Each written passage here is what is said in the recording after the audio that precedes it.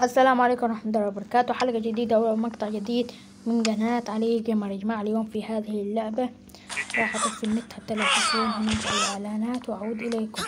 كما تشوفونها يا جماعة هذه هي اللعبة التي كلمتكم عليها، وهذه هي يعني أنت تكون في وسط البحر وتجمع موارد وهذه الأشياء.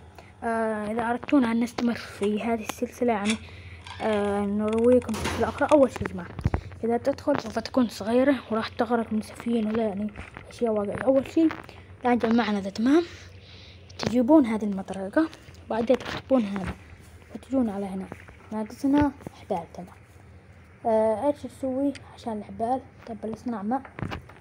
الآن بنحط محل الماء. طبعا سويت شواية في الحلقة الماضية لكني ما ندار وين راحت يا جماعة الشواية.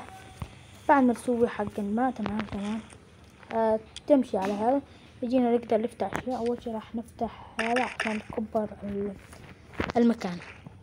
نجي على هذا الآن نضغط على هنا ونكبر المكان. لما تشوفون يا جماعة نكبره هنا أم هنا. طبعا نكبر هذا هنا لا نستطيع. ضروري أن نحضر ماذا ايش ناقصنا. خشب. تعال الجمة. هذه هي طريقة اللعب بهذه اللعبة. بمعنى خشب. الآن ناقصنا حبال أيضا. فلنصنع حبال. أين هو؟ نعم هذا نصنع حبال. تمام بعد ما نصنع حبال وذي الأشياء نروح على هذه المطرقة نجيبها هنا. ناقص خشب وناقص هذا. مثل هذه الطرق يا جماعة نخلونا نسوي شواية. نحط شواية هنا عشان يكون ذا محل الأكل وذي الأشياء. تمام ولا خلوه هنا. تمام والآن هذا محل الماء. نجي لا